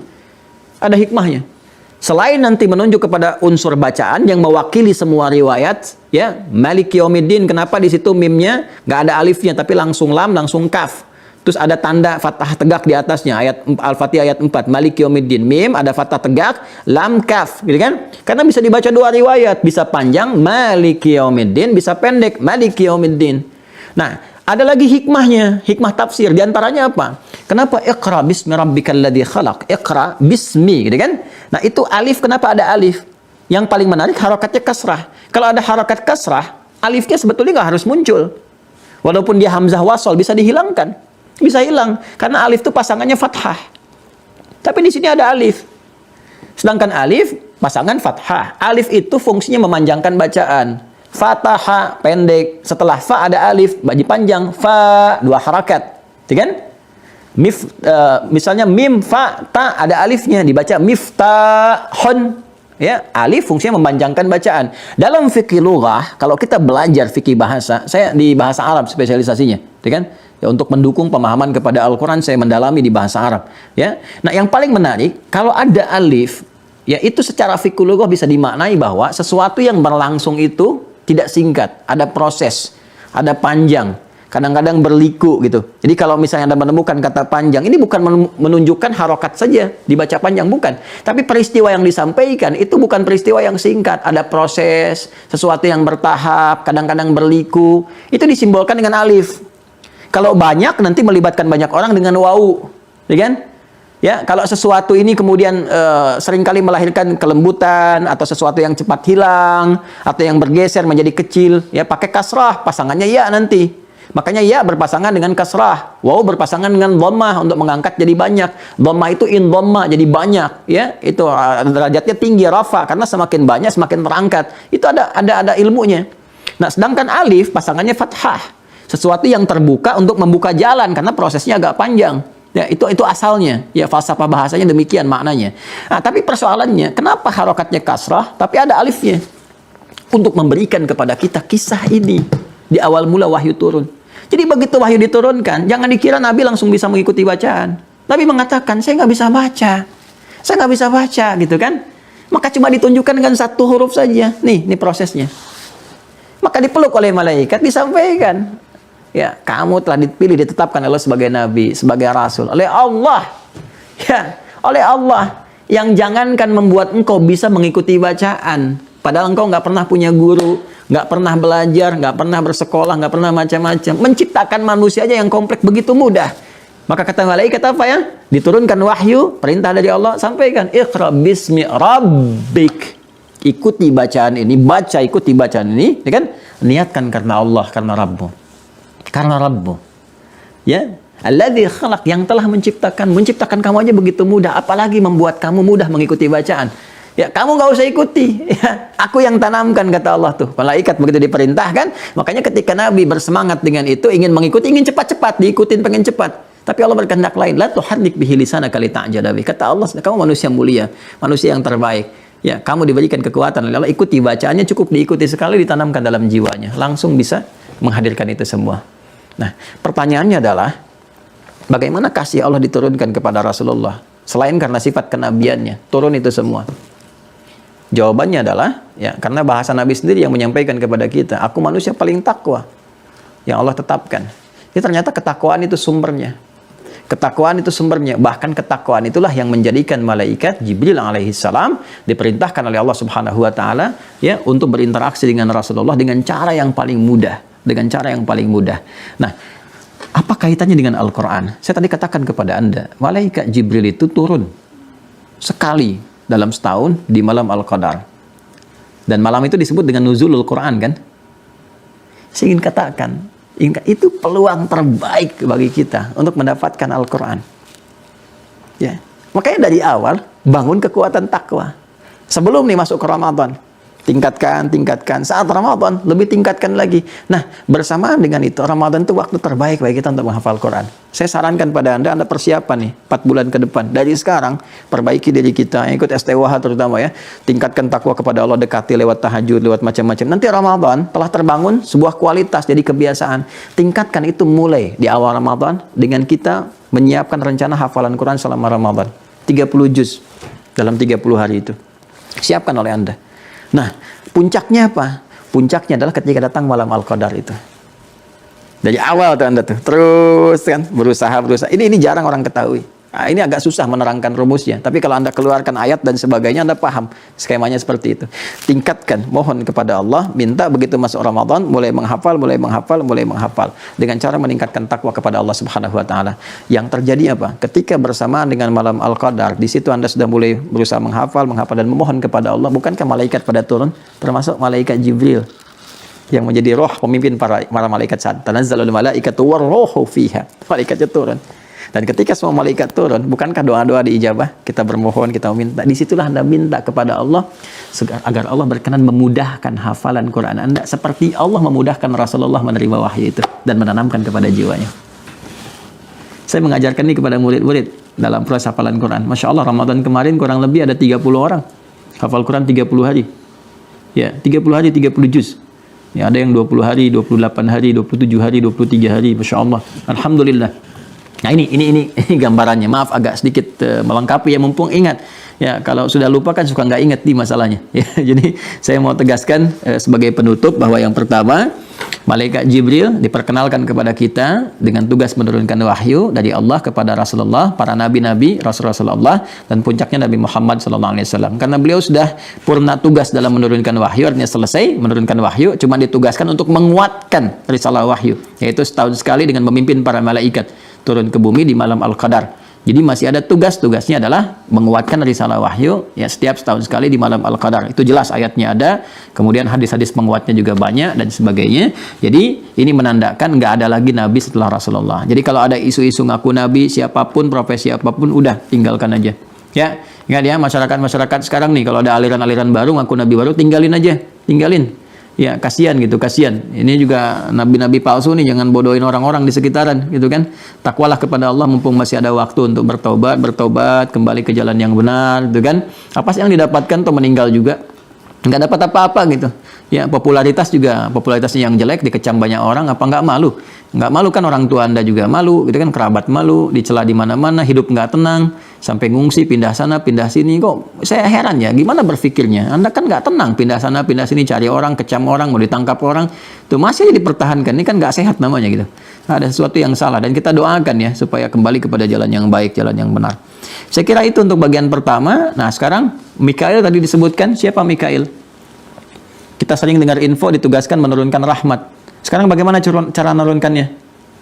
Di tempat apa rahmat diturunkan? Di mana senangnya beliau menurunkan rahmat atas perintah Allah? Seperti apa suasananya? Jangan-jangan kita berdoa di rumah nggak turun. Malaikat yang ditugaskan nggak mau masuk karena ada sesuatu yang nggak disukai. Kan? Atau perilaku kita. Ya, kita mungkin perilaku sebagian orang yang nggak disenangi malaikat Mikail sehingga nggak mau gitu. Begitu diperintahkan nggak mau. Ya, setelah itu malaikat maut, malakul maut. Ya, tugasnya jelas mencabut nyawa. Tapi apakah kita pernah belajar bagaimana cara beliau mencabut nyawa? Caranya bagaimana? Kan disampaikan di Al-Quran. Kita harus siap-siap, jangan sampai masuk kepada yang menegangkan. Ya, ada yang merasa dipukulin, ada yang dibiarin, ada yang digantung, ada yang macam-macam. Ya, ada yang dicabutnya kayak durinya horizontal, bukan vertikal tegak lurus. Nanti kita akan lihat seperti apa supaya kita memahami. Nanti setelah semuanya kita bahas sampai malaikat yang terkait dengan kehidupan kita baik di dunia ini, di alam kubur sampai ke akhirat. Nah, baru kemudian kita bahas lawannya, yaitu setan. Siapa setan? Asalnya dari mana? Kenapa jadi setan? Ya, kemudian seperti apa misi yang dia bangun sendiri dan sampai berpulangnya sampai dia pidato. Masih sempat-sempatnya pidato sebelum masuk neraka tuh. Masih sempat pidato. Nanti kita lihat. Wah, itu memang makhluk luar biasa durjananya gitu kan. Sampai mau masuk neraka pun masih pidato juga. itu luar biasa tuh. Ya, nanti kita akan lihat ya. Nanti kita akan lihat turunan-turunan yang dimaksudkan. Nah, tapi ini perkara-perkara iman. Iman itu yakin tanpa ragu. Jadi kalau masih ada yang menyoal, masa iya, masa begini, nah itu imannya dipertanyakan. Ini saya hanya bahas bagi orang beriman ya, artinya bagi yang yakin, ya silakan gitu ya. Yang tidak beriman ya itu ya mungkin komentarnya bukan dengan imannya, ya bisa dengan akalnya, bisa dengan nafsunya, dengan macam-macam. Tapi kalau sepanjang masih ada akal pun insya Allah masih mau belajar. Jadi kalau masih ada akal itu masih mendorong untuk memfungsikan iman. Kecuali kalau sudah konslet akalnya, ya akalnya agak bersoalan, itu pun kita masih punya tugas mendoakan dan membimbing kepada jalan-jalan yang baik. Ya, nanti sekarang hati-hati ya teman-teman, baik yang tergabung di YouTube ataupun di Keluarga Besar Mira. Sekarang ada yang berusaha menanamkan penyakit di dalam akal kita. Sedangkan manusia banyak kenal dengan penyakit fisik saja. Ya, sekarang penyakit fisik sudah banyak polinya di rumah sakit, klinik, macam-macam, puskesmas sudah banyak. Pendekatan obatnya banyak dari yang alami sampai yang kimia. Tapi yang bahaya sekarang sudah masuk penyakit fisik. Penyakit akal.